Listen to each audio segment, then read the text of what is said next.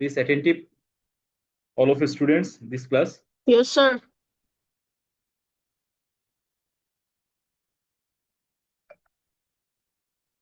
Today, we discuss about the structure of atoms, chapter 6. It's the most important chapter. সম্পূর্ণভাবে এই চ্যাপ্টারটা chemistry related. Clear? যারা class 9-এ science নিয়ে পড়ালেখা করবে তাদের জন্য কেমিস্ট্রির এটি হচ্ছে একটি প্রাইমারি লেভেল।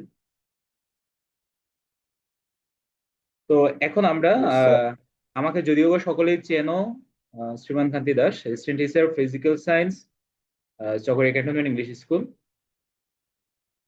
তো এই চ্যাপ্টারটা পরে আমরা কি কি জানতে পারবো? At the end of this chapter we will be able to explain the structure of the atom. আমরা সাধারণত অ্যাটমের যে স্ট্রাকচার আছে সেটা নিয়ে এক্সপ্লেইন করতে পারবো, to know the history of atoms.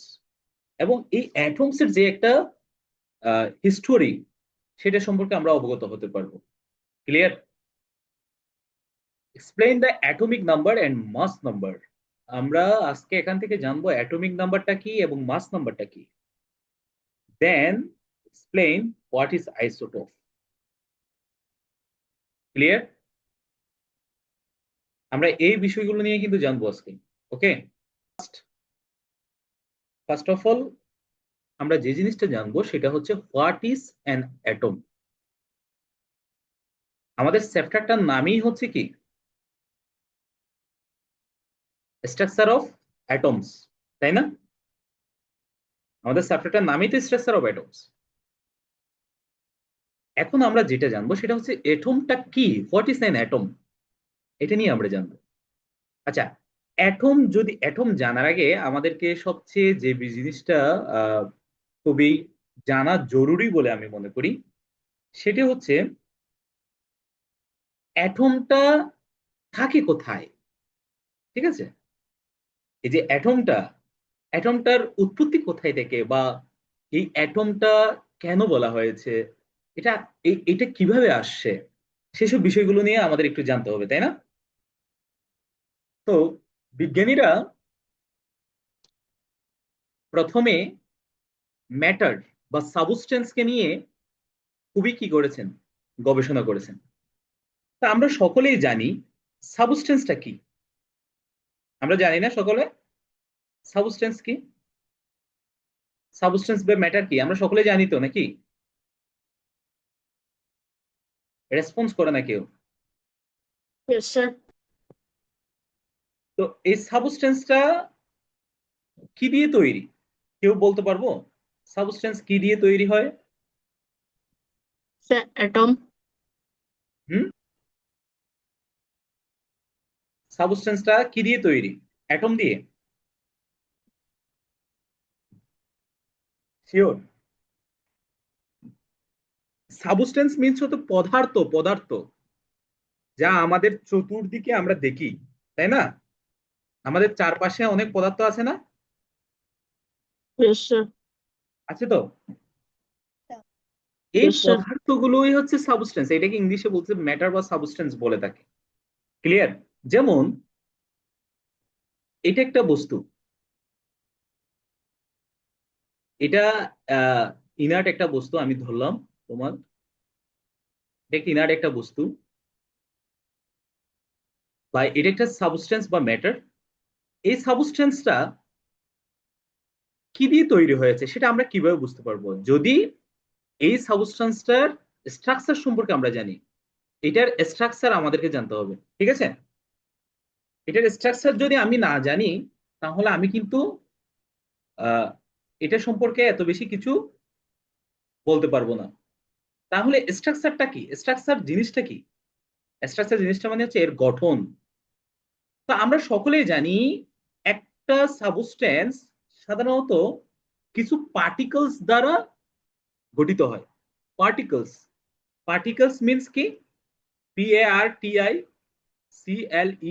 এই পার্টিকলস দ্বারা তৈরি হয়। কিন্তু পার্টিকলস মিন্স ক্ষুদ্র ক্ষুদ্র কণা, কণা বাংলায় যাকে বলি আমরা, এই ক্ষুদ্র ক্ষুদ্র কণা দ্বারা গঠিত। তো বিজ্ঞানীরা চিন্তা করলেন যে এই পার্টিকেলস গুলো,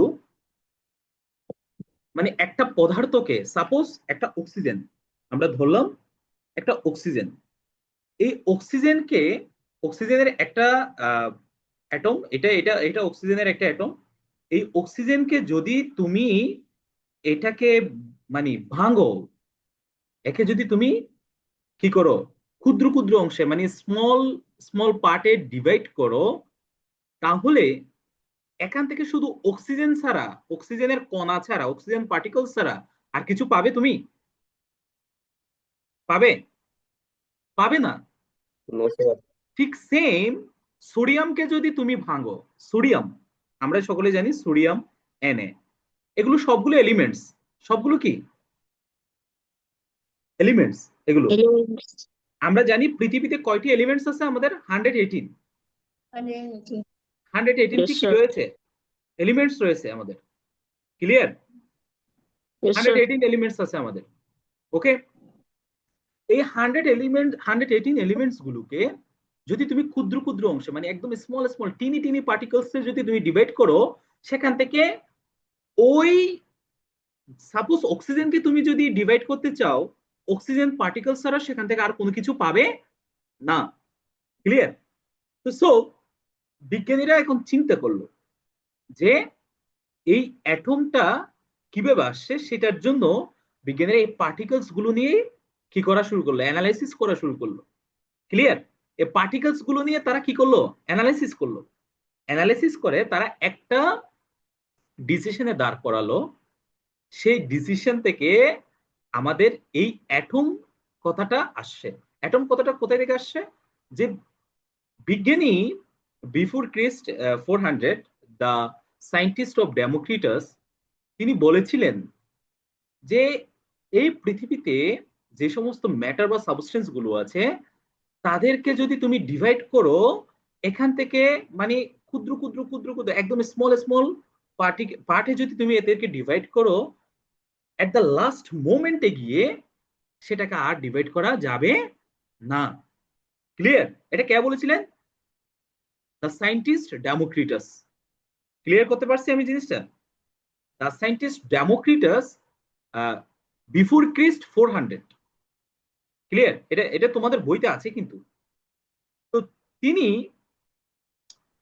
যেহেতু এই সাবস্টেন্সের পার্টিকেলস গুলো হচ্ছে তোমার ইন্ডিভিজিবল, তারা ইন্ডিভিজিবল, অবিভাজ্য বাংলায় যাকে বলে, সো এই তিনি এর নাম দিয়েছিলেন কি, অ্যাটোমাস। কি নাম দিয়েছিলেন তিনি? তিনি এর একটা নাম দিয়েছিলেন অ্যাটোমাস। Atoms. অ্যাটোমাস মিন্স হচ্ছে কি ইন্ডিভিজিবল। ক্লিয়ার? অ্যাটোমাস, এই অ্যাটোমাস ওয়ার্ডটা থেকেই বেসিক্যালি এই অ্যাটম ওয়ার্ডটা এসেছে। ওকে, আমি বুঝাতে পেরেছি তোমাদেরকে? Yes, sir.